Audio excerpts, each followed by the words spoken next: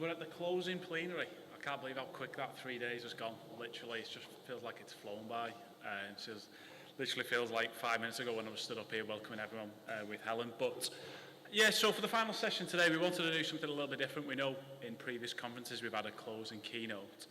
And last year I think it was Dave and Donna's double act, and I think Helen said there's no way we could be as good as that last year, didn't we? So we've gone for something a little bit different, but we thought it would be useful to have some critical perspectives, we're calling it, so from a range of different kind of stakeholders in terms of what they've kind of taken away from the conference over the past 3 days and kind of thinking ahead. And then there's also going to be an opportunity for you guys to get involved with as well, just to make sure that you're all still awake.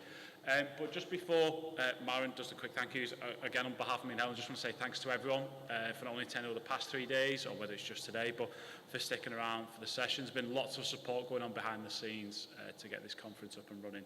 And I'd just like to say my thanks, particularly to that man up there, Scott. You can see him on the balcony. You've probably seen him hidden away. Working with Martin behind the scenes as well to help with all the live streaming as well. So thanks very much, but we'll do our formal thank yous later. So I'm going to pass over to Helen to kick us off for the critical perspectives beyond islands of innovation. Okay, thanks, Pete. So the idea of this session is that we've got some randomly selected participants from ALT to give different perspectives on the conference. And so we're each going to start by saying what our perspective is. So mine is, obviously I've been co-chair of this conference, but also an interesting perspective for me on this conference is that I'm an Associate Pro-Vice Chancellor with responsibility for TEL and online learning in this university. So one of the perspectives that I've been bringing to this conference is as a leader and thinking through, listening to some of the comments about senior leadership and some of the barriers that senior leadership give in organisations, and thinking through some of that. So that's been really interesting. So my reflection on the conference themes, well, when we were putting the themes together, and one of the things that I was really wanted to get out of this conference personally was thinking through this concepts of islands of innovation and how you turn that into policy and practice for the benefit of the whole university. So if you've got a fantastic example of practice in engineering, how do we make sure that the English students also get something similar? And so I think one of the presentations that has had an impact on me, and she's just taken a picture, she's going to be shocked now, is Gabby. So Gabby Whithouse, your talk. So Gabby presented a discourse analysis on the recent government white paper, Success as a Knowledge Economy, Teaching Excellence, Social Mobility and Student Choice, which is the famous white paper that gave us TEF last summer. And first of all, she showed that those words in the title, things like social mobility, student choice, teaching excellence, didn't feature at all in the bill, which I thought was really funny. But the real take-home message for me was that this paper had a discourse of kind of marketisation of higher education and managerialism. And it made me think how easily we've kind of slipped into that discourse of commercialisation, marketisation and managerialism.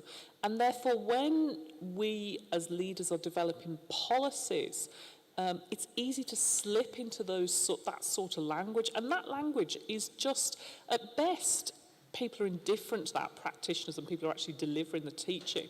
At best, people are indifferent to that, and at worst, people are really antagonistic to that. So my take-home message, if you like, from this conference is to thinking really carefully about language. And actually, Peter Goodyear was talking a little bit about that at the start of his talk this morning. Thinking really carefully about the language that we use in policies and in strategies that will help to actually use a shared language and convey a language with people who are teaching and delivering learning technology on the ground. So that's what I'm going to take, and my colleagues from Liverpool can hold me to that, and feel free to email me and point out when I've failed to live up to that promise. That's on camera, by the way, Helen, just so you know. Right, okay, so the next person then is Gilly. Hi everyone. My perspective was I've just returned to the UK, having been in Australia for 6.5 years, and I'm now working in the management school here in Liverpool since last Friday. So I've spent longer at the Alt Conference since I've been here than I've spent in my office so far. So it was a great start, and thank you very much. I've had a wonderful time meeting up with people and catch up, so it's been great. I've sort of followed some of my interest threads through, which were particularly learning design. I was looking for things like systems and futures thinking, because that's how I saw bringing the islands of innovation together. And particularly ways of using data. So I listened to the keynotes and followed the parallel sessions through with those things in mind. So I got some of them and I didn't really get others, I guess. So in the islands of innovation, nearly everyone who spoke about whatever their topic recognised that we are operating in a huge, multi-layered, complex environments, and you can't just do a quick fix from anything, and there was all different ways of thinking of that, involving stakeholders or trying to get people to collaborate and so on. So I saw that as really people being aware, even if you didn't label it as such, as understanding what we're doing in huge complex adaptive systems in which we are one of the agencies making the change. What I didn't see in that is that complex adaptive systems are constantly moving daily, weekly, monthly, yearly, and that we do need to include in our thinking the sort of both short, medium and long-term futures and visions, because otherwise, if you don't have the pathway or some idea of where you're going, you go somewhere else that may not be your preferred way. I was absolutely delighted to see the emphasis on design thinking, because that is one of the key ways of imagining the future and taking everybody with you. And it's nothing to do with being senior, junior, PhD student, whatever your role. Design thinking helps you to do that. And didn't Peter give us a wonderful way of looking and understanding that better this morning? But there's been lots and lots of other sessions about design thinking too, so I was so happy about that. Tools, all sorts of things. I also thought everyone, in one way or another, was looking to pave the way forward, and most addressed a way of reducing complexity through the lens of the learner's experience, which is why we're all here, actually. So for me, there was a fair bit of hindsight and insight, but I was perhaps looking for, a little bit more foresight and a little bit more bringing together oversight. So that would be my suggestion, that we actually make sure that we turn our insight into foresight, would be one way. Anyway, some of the insights I especially liked were the people who reported on the unsuccessful and surprising outcomes, as well as those that worked, because I think as a community we must do that. I'm completely committed to finding ways of failing, but you do need to fail fast and learn from them. Quick pilots to create positive spirals. I also like those exploring outside the VLE, because the VLE is so normal now, and we do need some new normals. So, I particularly like the VR, for example, and ways of using that in teaching. There was perhaps rather less on AI than I expected. Perhaps I just didn't choose the right sessions, I don't know. So in summary, I did see a bit of a map of the new normal. So thank you everyone for that. And there's a few ways of pointing at our preferred new normal. But I am really still looking for those islands to come together to create something new and wonderful and then be normalised.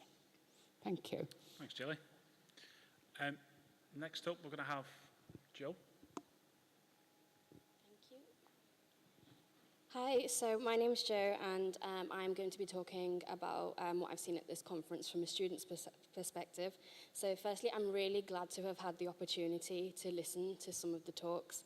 They were very interesting and inspiring, and as a student, it was very comforting to know that there's this tremendous amount of research going on to make our learning experience more enjoyable and accessible. So as a student, we really saw technology being incorporated into our studies quite recently. We have like lecture capture screens, we've got webcams built into our lecture theatres. We started to use blogs, vlogs, forums, and a lot of other different platforms that were presented. But again, this was quite a recent change. So the first thing that surprised me was a lot of this technology was available earlier. So as a student, what do I think? And this is a very common statement is, oh my God, I have been paying this much tuition fees and I don't have access to some of the resources that we're presenting. It's almost like a staple comment now, isn't it? Where everything is suddenly related to tuition fees whenever there's a problem with students. But it's really good to see that this technology is being used more widely across institutions. And I suppose it's just like submitting assignments, right? Better late than never. So I had the chance to speak to one of the lovely exhibitors yesterday, and we were sort of casually discussing the slow implementation of the technology across institutions. And this was a feeling that I noticed came across quite strongly in some of the talks by some of the presenters. So this exhibitor mentioned that the solution to this problem is actually to utilize the student voice, which I thought was quite interesting. It's not something that anybody mentioned or that I saw from the presentations that I saw. But for the students to raise their voice and support projects, they need to be aware of it. A lot of students aren't really aware of the technology available. They just adapt to whatever their institution provides to them. They will moan about it and say how rubbish it is, maybe, or they will just get on with it and use it, but they don't think of anything that could be available past that, so they can't make a suggestion. And often there isn't much scope for feedback with regards to technology. But I think this conference has been a fantastic eye-opener from a student's perspective because we really don't have that much involvement with technologies. We see the other side of what everybody's been presenting here. I noticed there was a lot of student participation presented in the development of these technologies, but there wasn't much on the students advertising these technologies or promoting these technologies. Which is really the best way to get to the students' voices. And I think this is really important to help overcome this barrier that several institutions seem to have put up, that they are reluctant to moving away from traditional teaching and learning methods. So I do feel that it's fantastic what everybody's doing, and there is some really amazing stuff and useful stuff out there that students would really benefit from. But as well as thinking for the students, it'd be really good to get to make the students aware so that they can help you from their side to promote your technologies and raise awareness about it. But yeah, that's it from me. Thank you. Thanks, Joe. Next up is Hannah. I was quite blessed, I think, with my option that I was given, which was open. And considering I work for the Open University, I thought I had it made. Turns out not so much. I actually found the keynotes very interesting. When Bon was talking about what is normal, are we now average? Is what we now do the new average? And it made me think about, in many ways, when we talk about open, we concentrate a lot on content, and it's technology that delivers the open content. But in Shan her keynote, she talked about Yik Yak, and she talked about discussions and voting up, and anonymity as a different way of open, which was a debate that together as keynotes I found quite interesting. And then I was in a session yesterday, and Becky Dresden said something, and we worked together at the Open University, and she said, no matter what you do, no matter how hard you try, you can't make anything absolutely open. And that struck me, and we thought, yes, we do everything we can to make it open. But even in the languages we present it in, the technologies we present them on, the availability of it, it's not always fully open. And is that now where we need to go to? And I thought I had that again, set, made. And then Leo Huffman gave a really interesting presentation.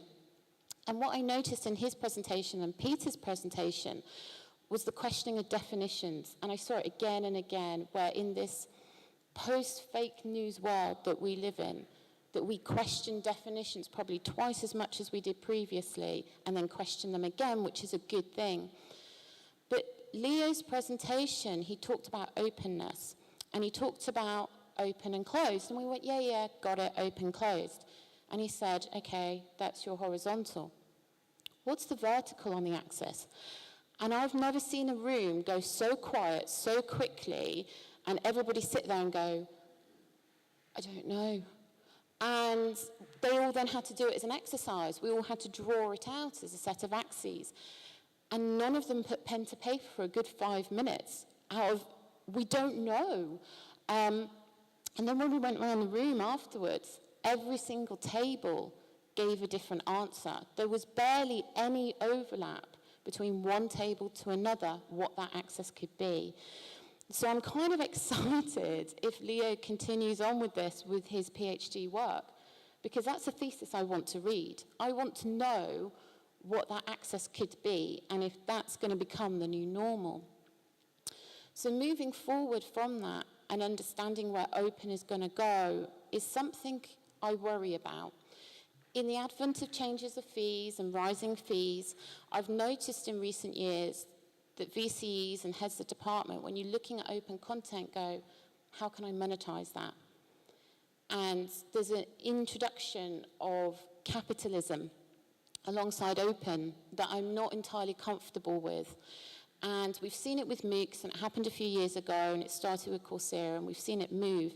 And that's become a new normal with open, that we can give you a course for open free, but then you could be charged for it at some point. And I think we have to think about that moving forward when we're making content. And are we really fighting to make sure, like Becky said, to keep it open as much as we can, or will capitalization take over? Thank you very much, Hannah. Julie? Okay, so I've been asked to reflect on the institutional perspective in my role of Head of Educational Technology. And one of the themes from the conference was about empowerment in learning technology. And I felt this came through really strongly in a number of presentations, slightly in contrast to Joe's experience, around empowering students. So I was really interested in the work that Fiona Handley had done on student technology ambassadors, the OU's curriculum design student panel, the RISE project from Southampton Solent, which focused on empowering students through learning analytics, and also Nottingham empowering students by getting them involved in the development of an open resource, focusing on the NMC Professional Code of Practice. So my take home is about how can we better engage students and empower them to be involved in some of the things Joe was talking about. So student panels, student ambassadors, student feedback, and empowering them through the services we provide, such as the learning analytics tools. Thinking more from an institutional perspective, the session that maybe was most closely associated with my particular role was about evidence bases and business cases. So Don Passy from Lancaster called for us to consider the evidence that we're presenting and move away from just the affordances of technology and the use cases to looking more at the impact studies and focusing on longitudinal studies rather than single point cases. Amber Thomas from Warwick also encouraged us to learn the language of business cases. So a bit similar to Helen was saying, it's about the language that we use and looking at things like cost-benefit analysis and return on investment, the things that the people with the money actually are going to pay attention to. So how can we make a compelling case to these people? Another thing I really want to look at is a toolkit for strategic change that Neil Morris mentioned. So that's definitely something I want to look at when we get back. But I think my take-home point here is about linking the work we do to some of the strategies and putting it into a language that the powers that be will understand. But also we need to look at how we empower our teams so that they understand things like how financing works within an institution, and that they're involved in the business cases that we write, and look at the projects that are coming up, and maybe look at how we focus on projects with impact and not necessarily the niche projects which maybe will have limited impact. TELF strategies was something that also came up, and Michael Flavin from King's looked at 3 types of innovation, but we need to think about how we use that term innovation. So he talked about that a lot of the strategies sort of set out this grand plan for disruption, but actually what the meat of it is about enhancing and providing efficiencies. Now that's not necessarily a bad thing, but let's be honest about what we're trying to achieve. So for me, it's about looking at what strategies we have and how we're going to implement them and how we use that term innovation. I was also here presenting my own PhD research, and it was great to see so many other people also presenting their PhD research. And I think it's a great opportunity for those of us doing research to engage with the community. I used it as a way of sort of validating my own findings, and I got some excellent feedback from people. I'm really excited about the Alt Research Award that Maren mentioned last night, so it'd be great to see how that develops as a way to recognise people who are working through PhDs or master's theses and encourage people to come to the conference to test things out. And finally, for me, it's about community. Maren said we have a very vibrant and collaborative community here, and it's been great to see that at the conference, both in the sessions and at the break times. But also outside, there were several presentations about how we maintain that community outside. So, for example, Cardiff's Learning Technologists group, bringing together the learning technologists that are perhaps slightly disparate across their institution. Also supporting people to achieve things like the CMOT support group mentioned by Edinburgh and the Bloomsbury Learning Environment. And of course, member groups and SIGs who all met yesterday afternoon. Finally, a plug for my own member group. I'm one of the steering committee for the M25 group. And it's amazing what we can achieve as a community. Back in May, we started a hackathon to develop a career toolkit. So for learning technologists who are thinking, well, what is my next step? We're trying to put together this toolkit, and we would love anyone who wants to get involved to help us develop this further with video case studies. Hopefully it'll be a nice online resource looking at how you can progress, but also how we can get people into the community. So what are the steps you might need to take to become a learning technologist? So that's my reflection. Thanks, Julie. I didn't get round to as many sessions as I wanted to do over the past 3 days. Particularly today, I was kind of filling in for some colleagues who unfortunately couldn't be here. But I mean, I've just got a couple of reflections, and I don't want to spend too long because a lot of the points I was going to make have already been covered. But I think back to 18 months ago when Maren, Helen and myself were trying to come up with a title for the conference, and we come up with this Beyond Islands of Innovation, and I had Islands in the Stream by Dolly Parton and Kenny Rogers in my head over and over, that we're all kind of separated. And my hope at that time was thinking, surely the work that we were doing at Liverpool at the time, surely we're not the only one kind of experiencing these problems. And in a nice way, it's good to know that we're not. It is evidence, as we've seen over the past 3 days, lots of other people having that issue. So that's a good thing to see in a sense, because we're recognising that there is really a problem here. And kind of linking to what Gilly said, we need to do something about it now. So kind of looking then, if the second part of the title was learning technology, how learning technology became the new norm or normal. And maybe part of this conference we're kind of trying to recognise, okay, well, what is this normal stuff now? And how are we then going to kind of push forward? Where are we going to go in these new directions? And there's lots of stuff I've seen over the past 3 days to kind of suggest that we're going to be okay. I think we're going along some interesting directions. I think for me, learning space is one of the themes, and we put that in because I knew it was quite topical, but I didn't realise just how big a part it's actually playing, and I've seen that through the 3 keynotes over the past 3 days. My mind has gone completely blank now. Bonnie. Sorry, Bonnie, if you're watching. Bonnie, Sian and Peter today about the kind of the learning space and how really important it is, and how the VLE and how that is kind of shaping up. And I was just in a really interesting session about kind of functional VLE requirements with a young man. I don't know if he's made it here. I've just kind of done a grounded theory research around looking at the kind of the issues around VLEs, and we really need to do something about that for our kind of learning space. I think for me, my kind of take home is picking back up, I suppose, coming full circle to what Helen was saying, is that for me it's always been this kind of issue of language, and are we speaking the same language? And being in an academic role, or formerly in an academic role that bridged the kind of the academic and the professional services kind of domains, is that there is often an assumption that we are all speaking the same language, that we kind of know what we're talking about. So I'm kind of coming at the step before we even get to policy. Can we nail down the definitions? Can we nail down these simple things that we all kind of take for granted before we then start getting to that policy stage where we're making these rules and regulations that we're expecting everyone to follow, when actually people don't really know where we're kind of going from to begin with. So they're kind of my kind of take-home thoughts from the past 3 days. We now want you to just have a little think, so a little bit of audience participation before we finish, so you will need some form of mobile device. And we want you to think about, what are you going to do now? So you've been here either today, 2 days, 3 days, and you've obviously been to a lot of sessions. And we want you to use this hashtag, I will, and think about, what are you going to do when you get back to your institutions? What is your kind of next steps? Given everything you've kind of heard over the past 3 days, you've hopefully been excited by some of the things that you've seen. What are you going to do, kind of taking forward from here now and moving forward? So we are, with my trusty sidekick on the side of Martin, going to switch over and have a Twitter wall at some point, so we can see these things coming at some point. So we'll just leave this up for a second. So just take a couple of minutes to think. It doesn't necessarily have to be rushed. So what is your one kind of takeaway thing from the conference? I mean, we've just shared our perspectives from a range of different kind of areas, but what was the one thing that's kind of been most pertinent to you that's going to affect your practice? And what are you going to do kind of going forward?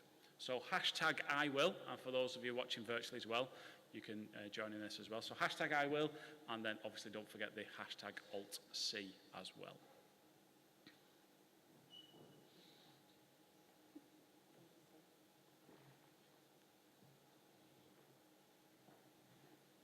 We'll leave it up for another minute or two, just to make sure everyone's got the hashtag, and then, or maybe not, leave you to it, Martin. Don't worry.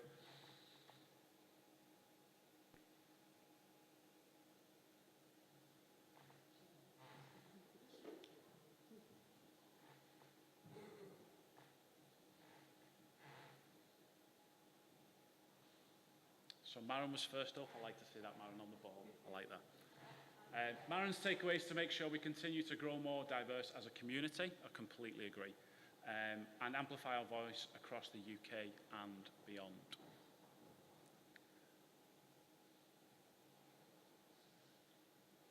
Sheila's going to think more about spaces, not necessarily just learning spaces, I'm assuming.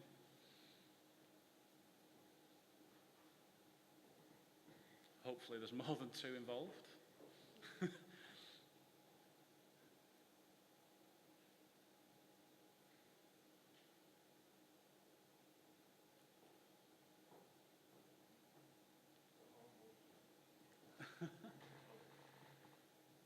Martin's telling me there are more. Yep, so again, if you are watching this online, you can join in with this as well. Martin is telling me there are some more treats, they're just not displaying yet. Technical problems. But yeah, anyone watching, please do contribute, whether you're in the room, in bed, on the beach somewhere, please do contribute. I will be sure to be at Alt-C next year. Details are coming up soon from Maren where we'll be going next year. I will watch Waterworld. That's the one. I wanted to go to the Kevin Costner session. A lot of factors affecting technology use, complex, messy, and difficult. Yeah, we've been seeing that. And I will listen more. Okay.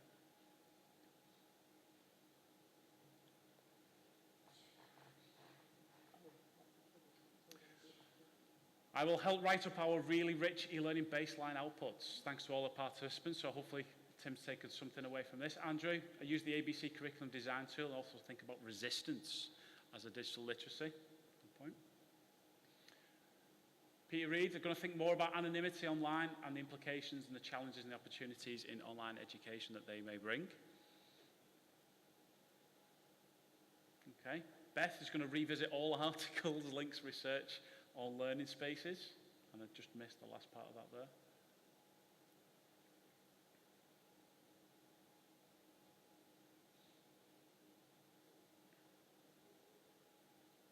And we'll be checking up on this next year, by the way, as well.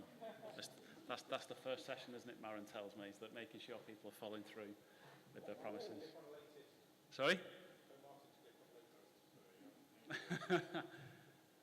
Yeah, a follow-up on collaborations established. I think that's a really good thing. I know a lot of people have made some new connections, particularly people who've come for the first time. And don't let this just kind of be the end of it when you walk out the room today. It's about maintaining that relationship going forward now for me. CMOL conversations. Yep. Alex Spears, thinking more about the language and the different ways we need to communicate to get our messages across and push things forward. Yeah, singing from the same hymn sheet as me. Think about the digital literacies needed by informal learners outside institutions. I know we've had kind of HE and FE represented today, but another kind of environment. Facilitating more student active learning. Get some sleep, I think. I'm not the only one.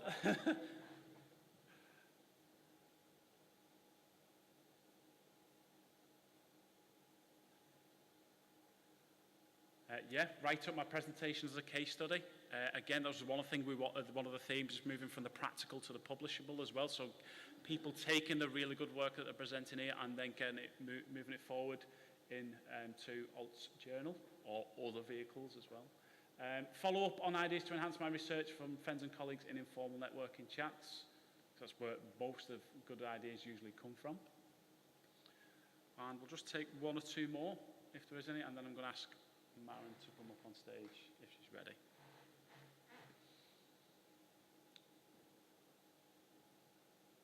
I will be joined by more Wikimedians. I think I'm going to have to look at this tweet. I didn't get a chance to go to this session when it was on, but I'm going to have a look. And then the last one I'll take today is assimilate and reflect on what I've learned over the past few days and how some of this might be applied to my institution. Yeah, completely agree. And with that, just like to say thank you very much, everyone, for coming along to Liverpool over the past 3 days. As I say, on behalf of myself and Helen, we've really enjoyed it. We hope you have too. As I say, genuinely overwhelmed by some of the stuff that we've seen going on here. I'm going to pass over to Helen so she can do a little bit of just say thank you really to the sponsors and the exhibitors. And when you get involved in putting together a conference like this, for the first time you probably realise the importance of having those people supporting you and supporting the activity. And so, you know, our real grateful thanks goes out to them. All the presenters, all the session chairs, the committee. We had a local committee in Liverpool and we had a conference committee with people taking part from all over the country and all around the world. All the helpers, the conference staff here in Liverpool, and particularly to Alt and Maren and Martin. Well, especially to Maren. I mean, you know, seriously, Maren is so laid back and calm, you'd think, but very, very, very well organised. So everything's been so well organised. The whole 18 months has been fantastic. So I'm going to miss you, Maren.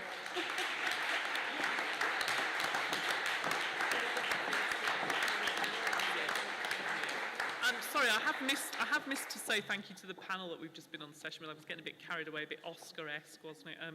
So thank you particularly to the panel. We put them on the spot and asked them to reflect with relatively short notice. I think they did a fantastic job and really helped us to bring this fabulous conference to a close. So join me in thanking them as well.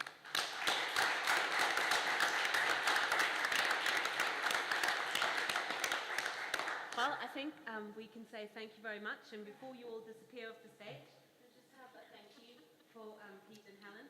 18 months of work culminate in a green notebook, just in case you're thinking of applying in the future. But before we go and leave you all to catch your trains, We do want to give you a little preview of what's to come. So with that, we'll say thank you to you all, and I'll invite one of our trustees up, Sheila McNeil, who will help us launch next year's conference, because next year, everything will be different. And next year, as we celebrate 25 years, we're going to approach things a little bit differently from the last 24. So Sheila and I will give you, in a minute, a little bit of a sneak preview as we announce the 2018 annual conference. And Sheila, do you want to tell us what we're going to be doing? Oh, well, yeah, I'll try.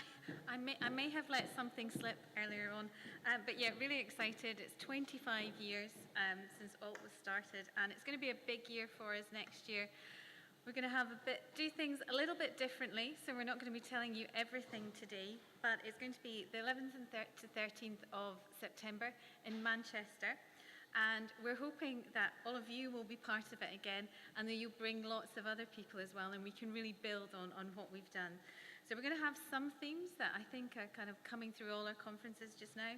We're thinking about openness, about participation, about collaboration, independence, about data, and most of all about people. But we really want lots of ideas. So if you do have any ideas, then please let us know. Because it's our 25th conference, we're going to do it slightly differently, and it's going to be the trustees are going to be more involved than they ever have been, and Martin Weller, who's now our president, and myself will be leading that. So I'm really looking forward to seeing another side of the ALT-C conference as well. But yeah, it's going to be great. Indeed, next year everyone gets to be a co-chair, and we hope very much that you will be part of it. As you might imagine, you can already sign up to volunteer. So if you are keen, please do go on the website, and we'll give you some flyers on the way out. So if you are keen to get involved, if this has inspired you, and we hope very much it's been a valuable 3 days, then please do come and help us make next year a conference that really reflects the practitioners, the researchers, and the policymakers, and our ambitions as a community, so that we can amplify our voice even louder than it has been this year. And I think with that, it just is to me to say thank you to all of you for coming. We hope you had a good time with us, and we wish you a safe and pleasant journey home. Okay, and just before you go, can I just once again, on behalf of the trustees and all the members of ALT and everyone who's been here, to just say a huge thank you to Maren and Martin and the whole very small team at ALT that have put this together and carried them. So yeah, I think, can we just thank them, because they do a fantastic job.